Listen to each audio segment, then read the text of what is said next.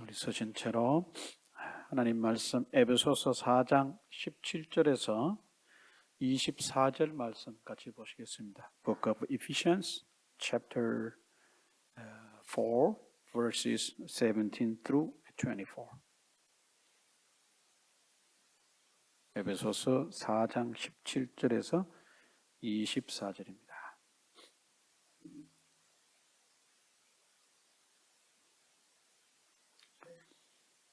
뜻을 생각하시면서 천천히 같이 읽으시겠습니다. 시작. 그러므로 내가 이것을 말하며 주 안에서 증언하노니 이제부터 너희는 이방인이 그 마음에 허망한 것으로 행함같이 행하지 말라. 그들의 총명이 어두워지고 그들 가운데 있는 무지함과 그들의 마음이 굳어짐으로 말미암아 하나님의 생명에서 떠나 있도다. 그들이 감각 없는 자가 되어 자신을 방탕에 방임하여 모든 더러운 것을 욕심으로 행하되 오직 너희는 그리스도를 그같이 배우지 아니하였느니라. 진리가 예수 안에 있는 것 같이 너희가 참으로 그에게서 듣고 또한 그 안에서 가르침을 받았을진대 너희는 유혹의 욕심을 따라 썩어져가는 구습을 따르는 옛사람을 벗어버리고 오직 너희의 심령이 새롭게 되어 하나님을 따라 의와 진리의 거룩함으로 지으심을 받은 새 사람을 입어라. 아멘. 자리에 앉으시겠습니다. 이제 교회에 대한 얘기가 이제 계속 진행이 되다가 이제 17절 말씀에서부터는 그러면 우리가 이렇게 주님이 머리가 되신 이 교회, 이렇게 교회가 세워져 가는데 그 안에 속해 있는 개인 각자 한 사람 한 사람이 어떻게 살아가야 되느냐. 요즘 말로 하면 예수 믿는 사람으로서 어떻게 살 것인가 하는 그런 어떤 신앙적인 실천을 오늘 말씀 가운데 기록하고 있습니다. In the last sermon, the Apostle Paul told us what the church is, who the head of the church is, and some believers, who they are, what they are. 이렇게 설명을 쭉 해왔습니다. 이것이 오늘부터는 그러면 우리가 그렇게 새로운 생명이 되었고 새로운 피조물이 되었고 우리가 그렇게 해서 예수님을 머리로 교회를 세웠다면 이렇게 해서 교회가 세워져 간다면 우리 개인 각자는 이제 그런 사람들로서 어떤 실제적인 삶을 살아야 되느냐. 쉽게 말하면 How should we live as a individual Christian입니다. 예수님의 followers as a individual follower of Jesus Christ. How should we live out? 우리가 어떻게 삶을 살아내야 되느냐. 아주 이제 프랙티컬한 것이죠. 프랙티컬한 그 삶의 내용으로 사도 바울은 17절, 18절, 19절 이 말씀을 통해서 그냥 단적으로 얘기하면은 이방인과 같은 삶을 살지 말아라. 그 얘기입니다. Don't live your life like the life of the Gentiles. 그러니까 이방인들의 삶과 같은 그런 삶을 살지 말아라. 그 이방인들의 삶은 그러면 구체적으로 무엇이냐? What is the life of Gentiles? 그것이 바로 18절과 19절이 설명을 하고 있습니다. Verses 18 and 19 explain about the life of the Gentiles. 그러니까 18절 말씀에 가서 보니까 물론 17절 끝부분에도 그것이 이제 단적으로 나옵니다만은 그 마음에 허망한 것으로 행함과 같이 하지 말고라고 하는 말이 이제 있습니다만은 더 이제 구체적으로 디테일하게 18절에 가면은 그들이 왜 이런 삶을 사느냐? 총명이 어두워지고 그들 가운데 있는 무지, 그들의 마음이 굳어짐으로 말미암아 하나님의 생명에서 떠나 있다. 하나님의 생명에서 떠나 있는 삶을 산다. 그리고 19절에 가니까 그들이 감각 없는 자가 되어 자신을 방탕에 방임하여 모든 더러운 것을 욕심으로 행하되. 그러니까 17절 끝부분부터 19절 말씀까지 이방인의 삶이라는 것은 이런 것이다. 그 18절, 19절 그들이 사는 이런 삶은 결국은 17절 끝부분에서 요약하기를 이방인이 그 마음에 허망한 것으로 행함과 같다. 그렇게 얘기를 했습니다. 그러니까 이 말을 조금 더 이제 다른 말로 말하면 그 당시에 하나님을 모르고 사는 이방인들, 그들의 삶은 한마디로 말하면 의미 없는 삶이다. 그 얘기입니다. The Gentiles who do not God, who do not know God, who do not believe God, their life is meaningless life. 그러니까 하나님을 모르고 하나님을 두려워하지 않고 하나님을 믿지 않는 그들의 삶은 말 그대로 의미가 없는 삶이다. 사도 바울이 말하는 그 마음에 허망한 것으로 행함과 같이 하지 말라 그랬는데 이 말씀 이 세 절을 다 요약한다면 한마디로 말하면 그 이방인들은 의미 없는 삶을 살았다. Meaningless life. That was the life of the Gentiles. 그래서 이런 삶을 살지 마라. 그렇게 얘기를 합니다. 그러면 왜 그 당시에 이방인들은 이런 삶을 살았느냐? 왜? Why did the Gentiles live like this? 왜 그들은 이런 삶을 살았느냐? 그 18절 말씀에 이제 설명이 되어 있는데 첫 번째가 그들의 총명이 어두워지고 그랬습니다. They are darkened in their understanding. 그들의 쉽게 말하면 모든 것을 지각하고 모든 것을 깨닫고 모든 것을 생각하고 판단하는 여기에 understanding이라고 나와 있습니다만은 다른 번역들에서는 이것을 thinking이라고 하는 말로도 이제 같이 번역을 했습니다. 그래서 understanding and thinking, they are darkened in their understanding and thinking. 그렇습니다. 그들의 모든 사고, 그들의 모든 사리 판단, 그들의 모든 이해 판단의 기준에 그 모든 것이 어두워졌다, 깜깜해졌다는 것입니다. darkened. 그 다음에 이제 말씀을 보시면은 그들 가운데 있는 무지, 그들 가운데 있는 무지, 그들의 마음이 굳어짐으로 말미암아서 결국은 하나님의 생명에서 떠나게 됐다. 다른 말로 말하면 그들이 이런 무지함과 그들의 마음이 굳어짐으로 말미암아서 하나님의 말씀을 듣고 하나님에 대해서 들었었고 누군가가 하나님을 소개할 때 그들도 그 얘기들을 들었을 텐데 요즘 말로 하면 복음을 들었을 텐데도 불구하고 그들이 하나님을 알지를 못했다. 그들이 하나님을 알지 못했다. 그 이유는 뭐냐? 무지와 마음의 굳어짐이다. 무지와 마음의 굳어짐이다. 이런 말이 19절에 가면 앞부분에 또 나옵니다. 그들이 감각 없는 자가 되어 그렇습니다. They lost all sensitivity. 그들이 감각을 잊어버렸다. 우리가 여기에 사도 바울이 강조하고 있는 것 중에 하나가 뭐냐면 마음에 관한 것입니다. 이 마음은 우리가 말하는 우리가 heart도 이렇게 마음이라고 번역할 수 있고 영어로 말하는 mind도 같이 번역을 할 수 있습니다. heart라고 하는 말은 그리스 말로 카르디아라고 하는 말입니다. 카르디아. 그다음에 mind라고 하는 말은 누스라고 하는 말입니다.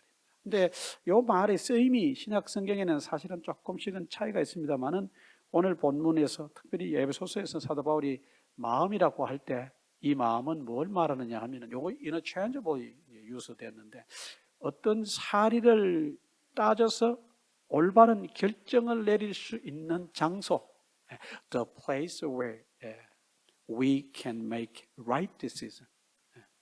우리가 뭔가를 올바른 판단을 내릴 수 있는 그 장소, in our 뭐랄까요, body and mind, heart. 그것을 가지고 사도 바울은 그렇게 썼습니다. 우리가 자세히 좀 살펴보지 않으면 깊이 이해하기 어려운 부분이긴 합니다만, 그러니까 우리가 어떤 행동을 할 때 그 행동을 하기 위해서는 우리 소위 말하는 마음 속에서 뭐를 하냐면은 결정을 내리지 않습니까? 내가 어떤 물건을 사려고 하는데 다 살펴보고 이 물건을 내가 취소해야 되겠다 그럴 때 내 마음 속에 뭐가 일어나는 겁니까? Making decision. 그죠? Make decision 하는 거예요.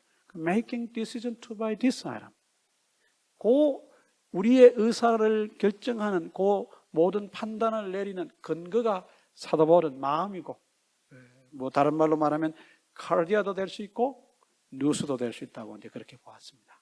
그러니까 우리의 그냥 한국말로는 이것이 번역하기가 참 매우 어려운 그런 부분이기도 합니다. 그냥 성경에서 많은 부분에서 이것을 그냥 마음이라고 그렇게 했습니다. In Korean translation, this word is translated into 마음 in Korean. 그러니까 우리의 마음, 우리가 물어보지 않습니까? 당신의 마음은 어떠냐고. 그렇게 물어봤을 때 우리의 어떤 판단을 내릴 수 있는 장소가 되는, 우리가 보이진 않아요. It's invisible. But we have this kind of place in our body. 참 그렇습니다. 이건 뭐 무형입니다. 보이지 않습니다. 그러나 우리가 이것을 부인할 수가 없습니다. We can't deny this. Why? We make decisions in our daily life. 뭐 이 의사결정을 내리는 순간이 얼마나 많은지 모릅니다. 뭐 수만 번 이상이라고 어떤 심리학자는 그렇게 얘기합니다. Some psychologists says we make decision more than 30 times a day. 3만 번 이상 우리는 의사결정을 내린다는 거예요. 그 숱한 의사결정을 내리는 그것이 뭐 내 손가락에서 내린다? 뭐 어떤 사람 머리에서, 어떤 사람 뭐 가슴에서 막 그런 말로 하는데 그냥 우리에게 통칭해서 we call it 마음이라고 그렇게 부른다는 겁니다. 그러니까 이 마음에서 우리의 의사결정을 내린다는 겁니다. 아주 작은 의사결정에서부터 내 인생의 아주 중요한 결정을 내리는 그 모든 순간까지 이런 모든 것을 우리의 마음에서 내린다. 근데 이제 문제는 뭐냐면 이 마음이 문제라는 것입니다. The problem is the mind we have. 우리가 가지고 있는 마음이 문제. 그 마음이 어떤 뭘로 깐차냐면은 무지, ignorance. 그 다음에 또 뭐냐면 더 이제 이게 what is worse is 굳어지는 것입니다. careless. 다른 말로 말하면 our heart is hardened. 우리의 마음이 딱딱해졌어요. 굳어졌어요. 그래서 우리의 마음이 하나님의 말씀을 들었을 때 respond 했는데 when we hear the word of God and we should respond through our mind. 근데 이 mind가 어떻게 됐어요? hardened and callous. 우리의 마음이 딱딱하게 굳어졌습니다. 여러분, careless라고 하면 뭐 선뜻 이해가 잘 안 갈 수도 있습니다만은 우리 몸에 나타나는 어떤 것들을 보면 금방 알 수 있습니다. 우리가 나이가 들면서 우리의 어떤 그 신체에 많은 부분들이 자꾸 이렇게 뭐라 그럴까요? 쇠퇴해 갑니다. 요즘에 제가 많이 느낀 것 중에 하나는 뭐냐면 발 뒤꿈치가 영 했을 때는 그러지 않았는데 요즘 한 살, 두 살 더 먹어가면서 발꿈치가 이 신진대사가 빨리빨리 안 일어나는지 callous가 생기고 소위 말하는 각질. 여러분 발 뒤꿈치에 각질 있어요? 없어요? 다 있어요. 근데 젊은 분들은 그 빨리빨리 대사가 일어나서 그 각질이 이제 제거가 되고 다시 새로운 각질이 뭐 새로운 피부가 이렇게 형성이 돼서 소프트하다고 그렇게 얘기합니다. 그러나 나이가 들면서 그런 현상이 자꾸 슬로우 다운 돼요. 그래서 나이가 들면서 자꾸 뭐가 생긴다고 발 뒤꿈치에 각질이 생기고 hardened and callous가 생깁니다. 쉽게 말하면. 그래서 뭐 인위적으로 깎아내고 트리트먼트 하지 않으면은 막 발 뒤꿈치가 갈라지고 그럴 수도 있습니다. 우리의 마음이 어떻게 됐다는 거예요? 그렇게 됐다는 거예요. hardened 됐어요. 딱딱하게 됐어요. 그러니까 우리가 어떤 말씀을 들어도 옛날에는 감동이 됐었어요. 그렇죠? 그런데 나이가 이제 한 살, 두 살 더 먹으면서 그냥 한가득 이렇게 세파를 겪어가면서 우리가 마음이 점점 어떻게 됐어요? 딱딱해졌어요. 우리가 어릴 때 가지고 있던 그런 어떤 정서가 지금은 있어요, 없어요? 없어요, 나이가 들면서. 나이가 들면서 없어졌어요. 그러니까 우리가 그걸 잘 지켜가야 되는데 나이가 들면서 그런 부분이 딱딱해지니까 우리가 세상살이 어떤 남의 얘기를 들어도 감동이 없고 하나님의 교회에 나와서 말씀을 듣고 말씀을 공부하고 말씀을 읽을 때도 내 마음이 지금 어떻게 됐어요? callous 됐어요. 내 마음이 어떻게 됐어요? hardened 됐어요. 그 마음이 어떻게 됐어요? 딱딱하니까 감동이 와요, 안 와요? 안 와요. 설교자는 막 외치고 이렇게 해야 됩니다. 그런데 갔다가 다시 부딪혀서 뭐예요? reflect 돼서 다시 돌아옵니다. 반응이 없어요. 감동이 안 돼요. 그냥 오늘 설교 한 편 들었다. 그런 거예요. 그 목사님이 그 무슨 예화 들었는데 그거 괜찮았는데 그냥 그 정도지. 그 말씀이 내 마음을 무브하고 터치해서 내가 그 말씀대로 살아야 되겠다는 마음의 그 real spiritual decision이 일어난다는 거예요? 안 일어난다는 거예요? 안 일어난다는 거예요. 그러다 보니까 하나님의 말씀을 듣는데도 그 당시에 이방인들은 반응이 없었어요. 마음이 굳어지고 마음이 딱딱해지면 아무리 우리가 무슨 말을 들어도 감동이 없습니다. 이런 대표적인 사례가 여러분 잘 아시는 대로 우리 구약 성경 출애굽기에 보면은 바로에 대한 얘기에서 잘 볼 수 있어요.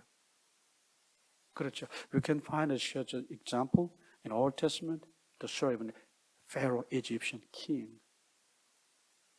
이집트의 왕인, 우리는 그냥 원래 바로란 말이 왕이란 말이에요. 우리 성경에는 그냥 바로 왕이란 말을 그냥 썼기 때문에 제가 그렇게 얘기합니다. Pharaoh means king originally. But in Korean translation version of the Bible, just we interchangeable. Pharaoh, king, 왕, 그냥 바로 왕 이렇게 씁니다.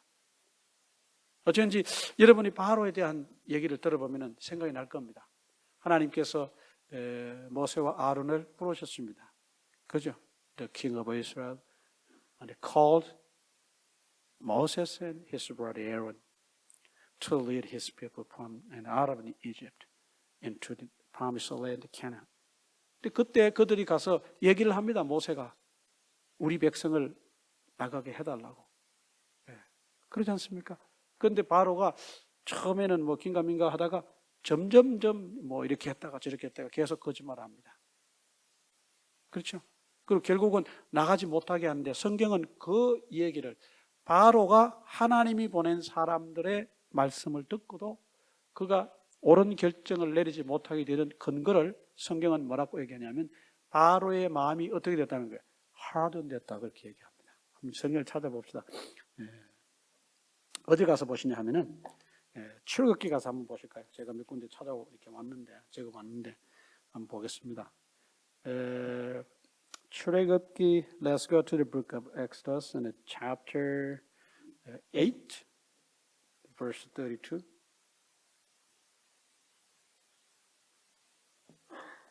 자, 출애굽기에 가서 한번 보겠습니다. 출애굽기 8장 32절.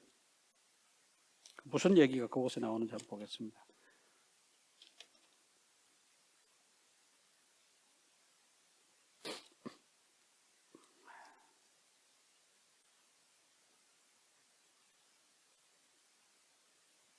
자, 같이 한번 읽어보실까요? Shall we read the verse 32? Exodus chapter 8, verse 32. 시작. 그러나 바로가 이때에도 그의 마음을 완강하게 하여 그 백성을 보내지 아니하였더라. 우리 한 군데만 더 보도록 하겠습니다. Let's go to the chapter, same book, chapter 13, verse 15. 자, 15절, 출애굽기 13장 15절 말씀 보겠습니다. 같이 읽습니다. Shall read the verse 15, chapter 13, book of Exodus. 같이 읽습니다. 시작.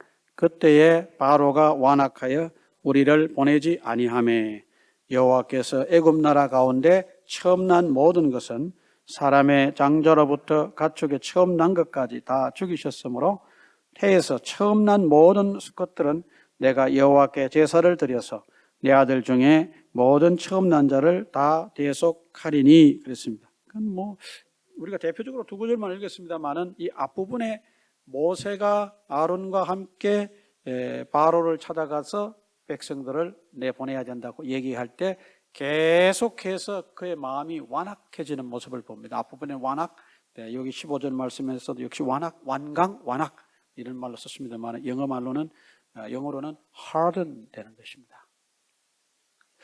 사실 성경을 잘 찾아보시다 보면은 이것이 바로 왕뿐만 아니라 이스라엘 역사 속에 어떤 왕들이나 등장하는 또 다른 어떤 사람들에게도 이런 모습은 여전히 나타나고 이스라엘 백성들이 하나님 앞에 목이 곧은 백성이 되었습니다. 잘 아시는 대로 그들의 마음이 하든된 거죠. 마음이 딱딱해지면, 마음이 굳어지면 누구의 말을 들어도, 누구의 말씀을 들어도 감동이 안 된다는 거예요. 하나님의 말씀을 들어도 감동이 없다는 것입니다. 아주 참 중요한 얘기입니다. 그러니까 이방인들의 삶의 대표적인 삶의 그 캐릭터가, 모습이, 성격이 뭐냐? 그들의 마음이 굳어졌다 그렇습니다. 그들의 마음이 굳어지고 그러다 보니까 하나님의 말씀을 듣고 복음을 들어도 하나님께로 돌아오지 않더라. The mind of the Gentiles were hardened even though they heard the gospel. They did not turn themselves to God. 그들이 하나님의 말씀을 들어도 하나님께로 돌아오지 않더라는 것입니다. 이런 그들의 삶의 저 깊은 심층에 있는 이유, 원인을 보니 그들의 마음이 굳어져서 그렇다. 그들의 마음이 굳어져서 그렇다. 이런 말씀을 이렇게 보면서 생각을 해봅니다. 저 자신부터 생각해봅니다. 우리가 지금 팬데믹 계속해서 이어지면서 많은 것들이 제한받고 있고 자유롭지 못하고 또 뭐 여러 가지 면에서 또 힘이 드는, 정신적으로도 힘들고 육체적으로도 힘이 드는 삶을 살아갈 때 우리가 자칫 잘못하면 우리의 마음이 어떻게 된다고 그래요? 자꾸 딱딱해집니다. 우리의 마음도 하든될 수 있어요. 그래서 이렇게 되다 보면은 하나님의 말씀을 들을 때 내가 은혜 받지 못할 수도 있고, 또 이웃의 어떤 참 안타까운 사연을 들어도 거기에 대한 동정심을 내가 못 가지고 그냥 뭐 당연시하고 살아갈 수도 있습니다. 옛날 같았으면 누가 어렵게 됐다고 아이고 안타까운데 참 안 됐다, 동정하는 컴패션을 우리가 가지는데 그러지 못합니다. 우리가 아주 이 시대를 살아가면서 이런 부분을 우리가 잘 세밀하게 보고 잘 이렇게 살펴야 되는 부분이 아닌가 생각이 됩니다. 그뿐만이 아닙니다. 19절에 오늘 본문으로 다시 돌아가서 봅시다. Let's go back to today's passages in verse 19. 자신을 방탕에 방임하여 모든 더러운 것을 욕심으로 행하되, 그 더러운 것 자체만, 그것을 추구하는 것만 해도 문제가 되는데 더러운 것을 욕심으로 행한다. 성경이 그렇게 표현을 했었습니다. 아주, 그러니까 하나님이 보실 때 바람직하지 않은 것에 대한 욕심을 가지고 그것을 그냥 행한다는 것입니다. The Gentile people, they had a strong desire to do, 뭐라고 설명할까요? Immoral things, 비도덕적인 그런 것들을 행하려고 하는 그런 마음의 디자이어가 있었다는 것입니다. 그러니까 우리가 지금 우리 시대를 바라볼 때는 이런 말들이 잘 이해가 안 갑니다. 물론 이 시대에 우리의 어떤 immoral things도 많습니다. 그렇지만 그 시대에 하나님이 우리의 그 소위 말하는 믿음의 눈으로 하나님의 관점에서 바라볼 때, from the viewpoint of God, 그 이방인들의 삶 자체가 하나님이 전혀 원하지 않는 삶의 모습이었습니다. 우상을 섬기고 그 우상을 섬기는 그 과정에서 일어나는 많은 일들, immoral things, under the worshiping the pagan idols, 우상을 섬기는 이교도들의 어떤 그런 예배 속에 나타나는 많은 것들이 하나님이 보실 때 정말 하나님이 좋아하지 않는 그런 많은 모습들이 그 안에 있었습니다.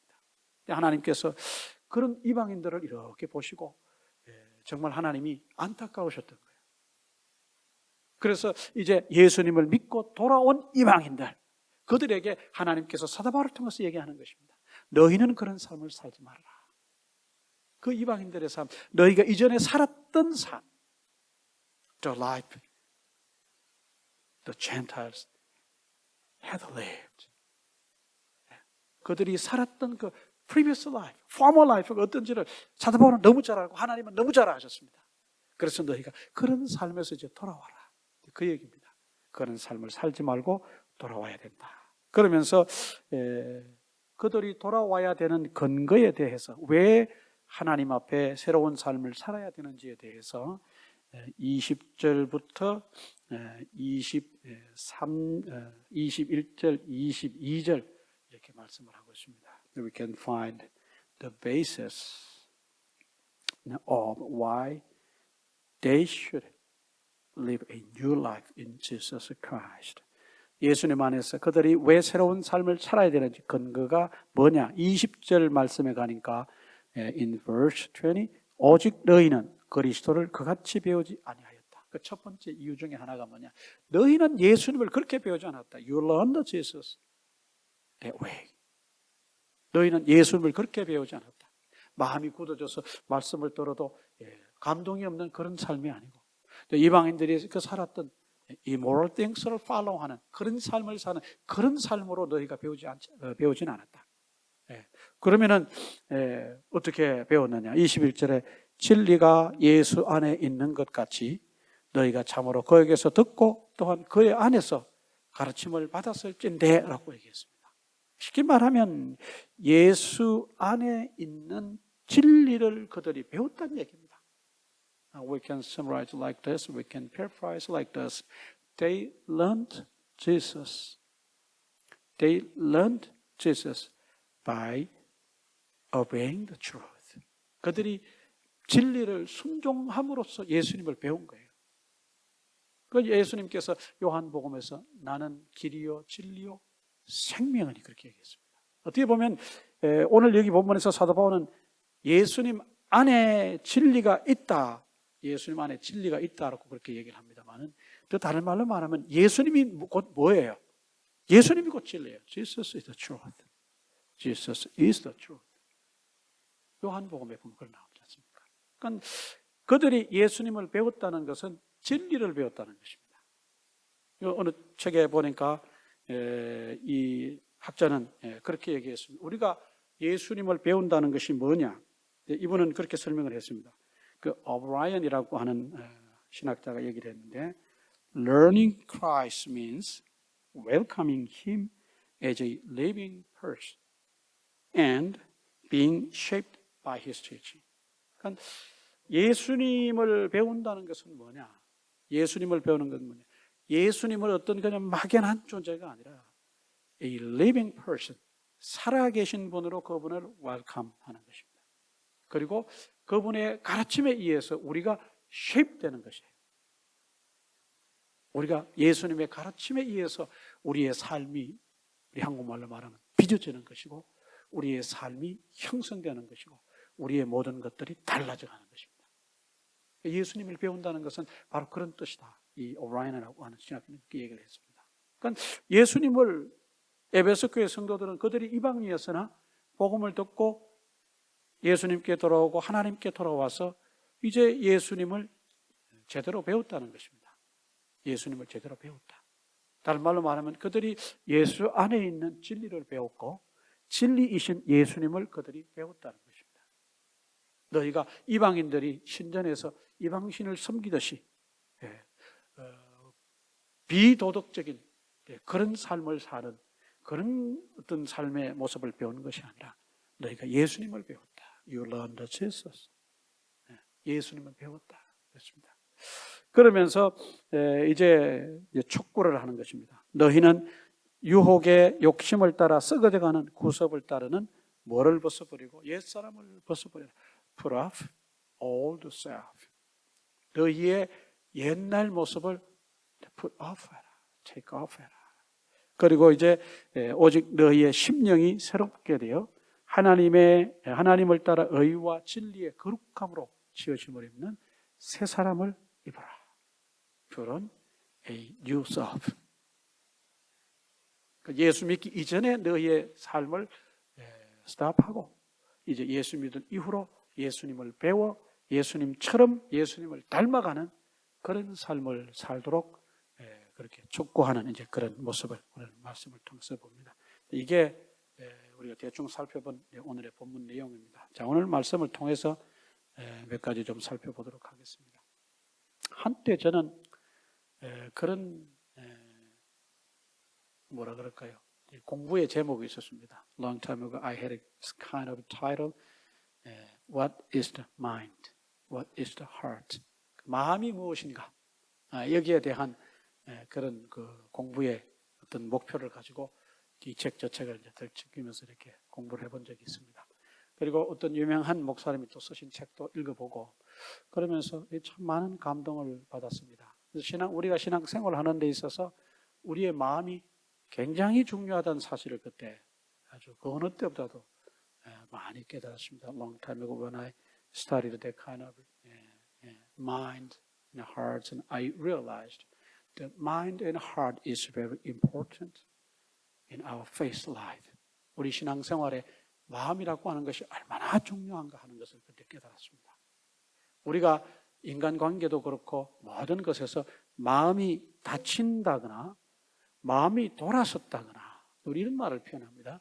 이것이 마음이 다치고 마음이 돌았으면 그 인간관계는 거기서 스탑되는 겁니다. 끊어지는 거예요. 그러니까 우리가 하나님을 향해서 마음을 열고 우리의 마음을 열고 신앙생활을 할 때 그 신앙생활이 되는 거예요. 그렇죠? We can live a life of faith when we open our mind toward our God, to the Lord Jesus Christ. 그 마음이 열려 있어야 합니다. 그런데 우리가 어떤 일로 우리의 마음이 이렇게 다치고 우리의 마음이 굳어지면 우리의 신앙생활이 매우 어려워집니다. 그래서 어떤 책에 보니까 그 저자는 그런 얘기를 했습니다. 당신의 마음의 동산을 잘 관리하십시오. 그랬습니다. 당신의 마음의 동산을 잘 관리하십시오. Take it. Go take care of your mind. 아주 마음을 잘 관리하는 것입니다. 우리가 살다 보면 여러 가지 일들을 통해서 마음의 상처를 주고받고 또 이 상처가 제대로 또 잘 아물지 못해서 그냥 우리 마음 한켠에 뭐가 생겨요? careless가 생깁니다. 그렇죠? 부모 자식 간에도 그럴 수 있고 형제 간에도 그럴 수 있고 내가 친하게 지내던 어떤 사람들 사이에서도 그런 일들이 얼마든지 일어날 수 있습니다. 언제든지 일어날 수 있고 어디서든 일어날 수 있습니다. 그러다 보면은 우리의 마음에 상처가 많아지고 그 상처가 그냥 어떻게 치유되는 과정을 통해서 거기가 딱딱해지고 어떻게 되는 겁니까? 그게 careless가 되고 harden 되는 겁니다. 근데 그러다 보면 우리의 마음이 나도 모르게 아주 딱딱해져 있습니다. 우리 신약 성경에 예수님께서 비유를 하시는데 그 비유 중에 하나가 씨 뿌리는 비유입니다. 그 씨 뿌리는 비유에 나와 있는 밭이 여러 종류가 있어요. 그 밭에 보면은 나머지 하나 마지막 밭을 제외한 나머지 모든 밭들은 씨가 떨어져서 자라기에 매우 어려운 여건에 있는 밭들입니다. I'm talking about Jesus, the parable, sowing parable, parable of sowing seed. 그 돌이 있고 그냥 잡초가 무성하고 가시덤불이 그냥 꽉 우거져 있는 듯한 우리의 그런 마음밭에 하나님의 말씀이 떨어진다고 해도 이 잘 자라지 않습니다. 예수님께서 비유하신 것입니다만, 그러니까 예수님도 역시 하나님의 말씀을 듣는 데 있어서 말씀을 듣고 그 말씀이 자라나는 어떤 일련의 과정을 설명하면서 역시 마음에 대해서 설명을 하신 거예요. 우리의 마음의 밭입니다. That is a field of mind. 어떤 마음을 가지고 있느냐? 내가 한 주일 살면서 다 여러 가지 일 때문에 딱딱하게 굳어있는 마음, 그걸 가지고 있다면 여러분들이 심각하게 한번 고민해 보셔야 됩니다. 내 마음이 지금 어떤 상태인가? You need to check the condition of your mind. 혹시 내가 일주일 삶 속에서 아니면 그 이전에 어떤 삶을 통해서 내 마음이 너무 막 굳어져 있지는 않은가? 여러분들이 이걸 도무지 내가 어떻게 해야 될 것인가? 구약 성경에 또 그런 말씀이 있습니다. 너희의 묵은 밭을 기경하라고 하는 그런 표현이 있어요. 기경하라는 말은 플로우하는 것입니다. Flow your old field. 너희의 오래된 마음밭을 기경해야 된다. 갈아엎어야 된다. 왜? 너희가 거기다가 하나님의 말씀을 듣고 순종할 마음이 되려면 그것을 갈아엎어서 부드럽게 해서 마음의 돌을 제거하고 잡초를 제거하고 가시덩굴을 제거해야 너희가 하나님의 말씀을 들었을 때 너희 심령이 부드러워지고 그 말씀에 하나님의 말씀이 떨어질 때 그때 그 말씀이 싹이 나고 열매 맺을 수 있다 그렇게 얘기하는 겁니다. 뭐 구약이나 신약이나 일맥상통입니다. 여러분에게 한번 말씀드리고 싶습니다. I'm going to tell you to check your mind condition. your heart condition. As in, still soft or hardened. 마음이 여전히 부드러운 마음이십니까? 아니면 가슴이 지금 여러 가지 일들 때문에 여러 가지 어떤 좋지 않은 경험들을 통해서 딱딱하게 이렇게 완강하고 완악해져 있습니까? 여러분 마음속에 제가 이렇게 드리는 말씀을 들을 때 막 부정적인 생각이 일어나고 막 어떤 반대적인 생각이 일어나면 여러분들의 마음은 지금 뭐한 상태라는 거예요? 완악하고 완강해져 있다는 거예요. 여러분 스스로 마음을 점검하시기 바랍니다. 이런 말씀을 들을 때 그렇지 맞아라고 하면 여러분들의 마음은 아직도 소프트합니다. 그러나 이런 말씀을 들을 때 하나님께서 마음이 굳어졌다고 그랬을 때 마음이 굳어지는 게 뭐야? 뭐 그럴 리가 뭐가 있어? 이런 생각이 들고 온갖 부정적인 생각이 들면 여러분 마음은 지금 하든이에요. 얼른 여러분이 뭔가를 조치를 하셔야 됩니다.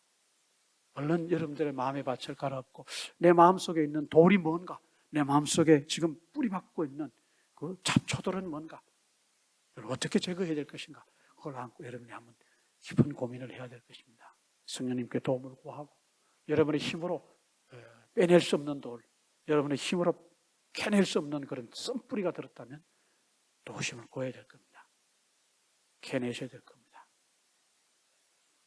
어느 부흥 강사 목사님이 부흥 집회를 갔는데 이렇게 강단에 올라가서 말씀을 전하려고 하는데 어떤 성도 한 분이 인상이 아주 험악하고 그냥 굳어 있고 아주 그냥 보기에도 딱할 어떤 그런 모습을 하고 앉아 있더랍니다. 그래서 그분이 설교의 본문과는 아무 관계가 없는 그런 얘기를 하기 시작했습니다. 여러분 오늘 말씀을 나누고 이 말씀의 잔치에 오신 어떤 분들 마음속에는 자기가 잘은 알 수 없지만 마음에 쓴뿌리가 난 사람도 있는 것 같습니다.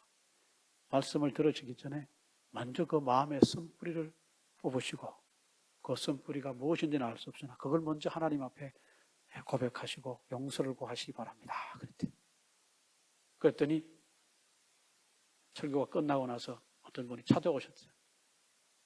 목사님, 제가 그 사람입니다.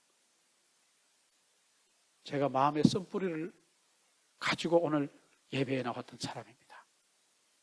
저는 이런 일로 인해서 어떤 사람을 지금 증오하고 있습니다. 기회가 될 수 있으면 나는 그 사람을 죽이고 싶습니다. 그렇게 얘기하더라고요.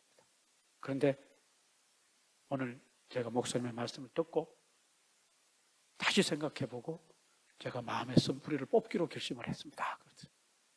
사람 하나 살린 거예요. 저도 마찬가지. 저도 예외할 수 없습니다.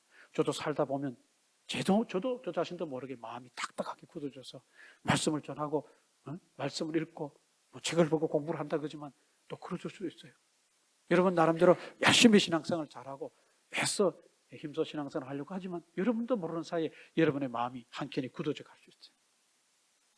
마치 나도 모르는 사이에 우리 신체의 장기 중에 가장 중요한 장기 중에 하나라고 말할 수 있는 간이 경화되는 것을 나도 모르고 살아가는 것과 아주 비슷합니다. 한번 잘 생각해 보십시오. 마음이 굳어지면 신앙생활 하기가 어렵습니다. 마음이 굳어지면 인생을 풍요롭게 살기가 어렵습니다. 마음이 굳어지면 하나님의 말씀을 들어도 은혜가 안 됩니다. 마음이 굳어지면 하나님의 음성을 들어도 내가 거기에 제대로 반응할 수가 없습니다. 여러분 한번 2022년도 혹시 내가 이런 마음을 가지고 지금 시작하진 않았나 한번 잘 돌아보시기를 바랍니다. 두 번째 오늘 말씀을 통해서 한 번 더 생각해 볼 것은 그것입니다. 나는 예수님을 어떻게 배웠느냐? 나는 예수님을 어떻게 배웠느냐? Second thing we need to think of is how did I learn Jesus? 오늘 본문에서 너희는 예수님을 그렇게 배우지 않았다라고 얘기합니다. In today's passage, Apostle Paul told them, you did not Jesus that way. 너희는 예수님을 그렇게 배우지 않았다. 그러니까 이방인들이 배운 살아가는 삶의 그런 방식으로 사는 식으로 배우지 않았다. 이 말은 우리는 예수님을 배울 때 진리로 배웠다. 다른 말로 말하면 우리는 진리를 배웠다입니다. 그리고 우리는 이미 고린도후서 5장 17절에 나와 있는 것처럼 그런 적 누구든지 그리스도 안에 있으면 새로운 피조물이라. If anyone is in Christ, he is a new creation. 우린 다 새로운 피조물입니다. 사도 바울이 계속해서 강조하는 것 중에 하나가 그거지 않습니까?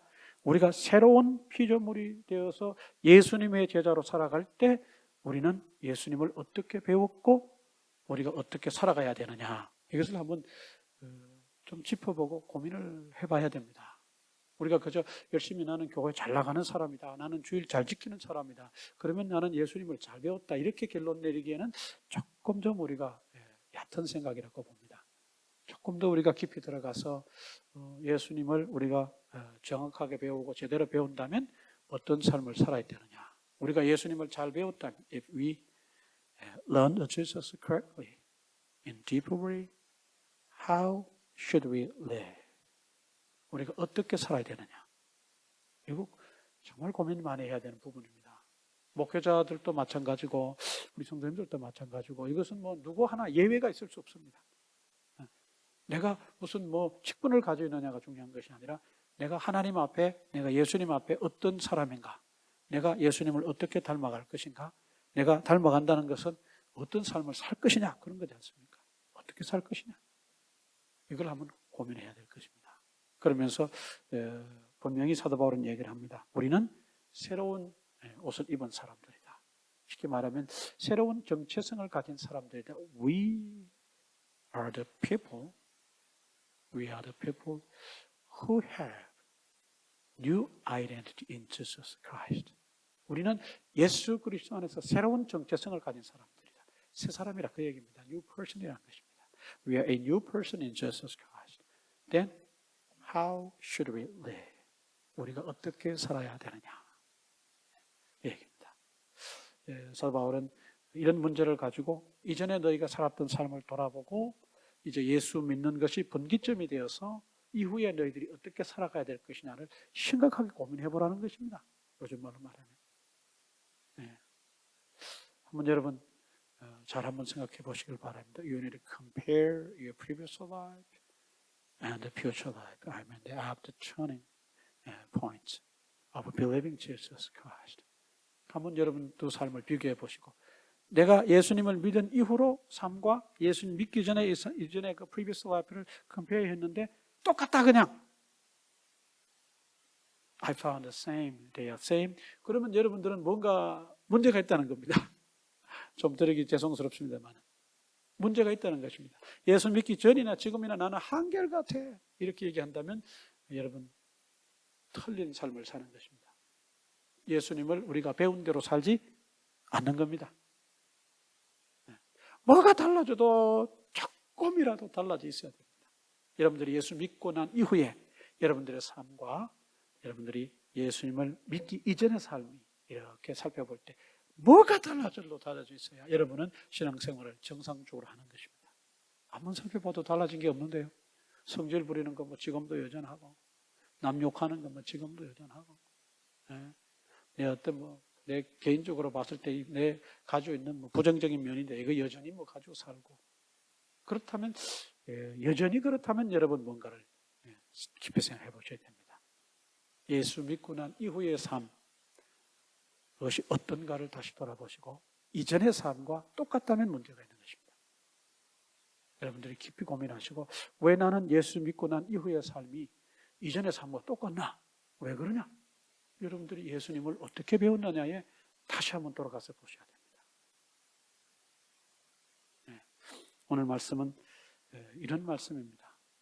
한번 여러분들이 다시 한번 깊이 생각해 보시고 사도 바울은 새 사람을 입어라 그렇게 얘기했는데 새 사람을 입고 산다는 것이 무엇이냐? 다른 말로 말하면 새 사람으로 산다는 것이 무슨 의미냐? What does it mean that I live as a new person in Jesus Christ? 이것이 무슨 의미냐? 그걸 여러분들이 깊이 생각해 보시라는 겁니다. 우리가 이런 고민을 하지 않았기 때문에 예수님 믿고 오래됐지만 별 신앙의 성장이 없고 별반 변화된 모습이 없어요. 이런 걸 우리가 고민하기 싫어했기 때문에. 내 자신을 깊이 성찰하고 소위 말하는 뼈를 깎는 그런 성찰을 할 수 있는 시간을 우리가 갖지 않았기 때문에 그냥 옛날이나 지금이나 별반 차이 없이 그냥 살아가고 있습니다. 이 부분에 대한 도전입니다. 여러분 깊이 생각해 보시고 2022년도에는 정말 더 예수님을 닮아서 이전의 삶과는 확연히 sharply contrasted 아주 극명하게 대비가 되는 그런 삶을 사시는 여러분들이 되시기를 우리 주님의 이름으로 축원합니다. 기도하겠습니다. 하나님 아버지, 오늘 또 귀한 말씀을 통해서 우리의 삶을 점검하고 돌아보고 우리의 마음을 또 생각을 해보았습니다. 예수 믿고 난 이후로 내가 정말 달라지고 변화된 삶을 살아가고 있는가? 아니면 여전히 옛날 삶이나 지금 삶이나 변함이 없는 삶을 살아가고 있는가? 참 하나님, 우리가 깊이 고민하고 예수 믿는 과정 속에 깊이 성찰해야 될 부분이지만 우리가 이런 면에 대해서 돌아보지 않았기 때문에 우리의 신앙이 옛날이나 지금이나 별 참 차이가 없는 그런 신앙생활이 되고 말았습니다. 오늘 말씀을 깊이 새기고 성령께서 이 말씀을 통해서 우리에게 도전하실 때 참 우리가 마음의 문을 열고 성령께서 깨닫게 하시고 도전하는 그 도전을 액셉트하고 우리가 잘 주님을 닮아갈 수 있는 한 해가 될 수 있도록 도와주시길 원합니다. 오늘 본문에서 사도 바울이 새 사람을 입으라 한 것처럼 이미 우리가 새 사람을 입고 살아가는 입장에서 이 말씀을 더 깊이 살펴보면서 어떻게 살아야 할 것인가 더 많이 고민하고 더 예수님 닮기를 애쓰고 노력하는 한 해 될 수 있도록 주님 축복해 주시기를 원합니다. 예수님의 이름으로 기도합니다. 아멘.